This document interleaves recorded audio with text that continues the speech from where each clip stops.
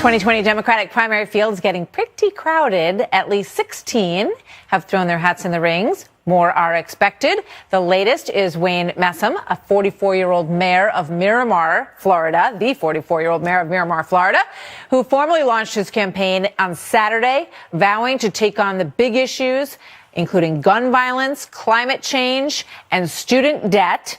Mayor Messam joins me now. Thank you very much for being here, Mayor. Good to have you here tonight.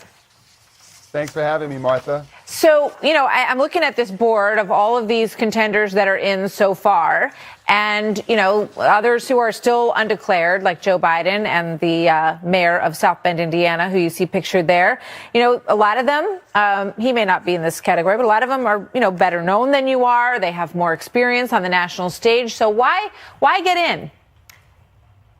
Well, as a son of immigrant parents who came here to America from Jamaica, chasing the American dream, my father cut sugarcane for a while to help support his family and to live that American dream that they set out for me, being a mayor of a major city in Florida, starting a construction business, playing football at Florida State University. Yeah. I see that those dreams and opportunities are slipping away from the American people. You said it, the word about experience. When you look at Washington, you have to wonder if solutions are solving the problems of Americans. Mayors are closest to the people. We don't have the luxury of shutting down our government. As mayor of the city of Miramar, we're tackling some big issues. We have a business and climate where our companies are choosing to stay in our city opposed to going to China. Right. We've passed the living wage in our city. Let's talk about a couple of your big things. issues. In terms of student loan debt, which is an enormous problem, I think everybody recognizes that. There's $1.5 trillion in debt. What's your solution for that?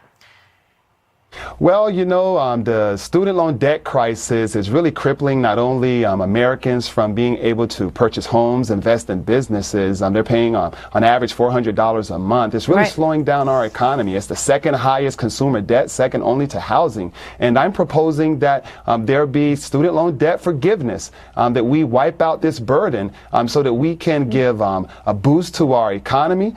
We can create jobs. So everybody who has a student loan out there, it would just be forgiven. And who would pay the colleges back? Well, the debt would be covered by the repeal of the Trump tax cut. If you look at the estimates, approximately about $2 trillion worth of tax credits and cuts to the richest of Americans and corporations. We would use that funding to forgive that debt. So don't you think that would, I know you're a businessman, don't you think that would sort of kind of put a cog in the wheels of the economic engine that has been turning since we saw those taxes lowered on corporate America? Well, if the companies they would make were different putting decisions right away if they knew that a lot of that money was going to be gone and it was all going to go to student debt relief, right?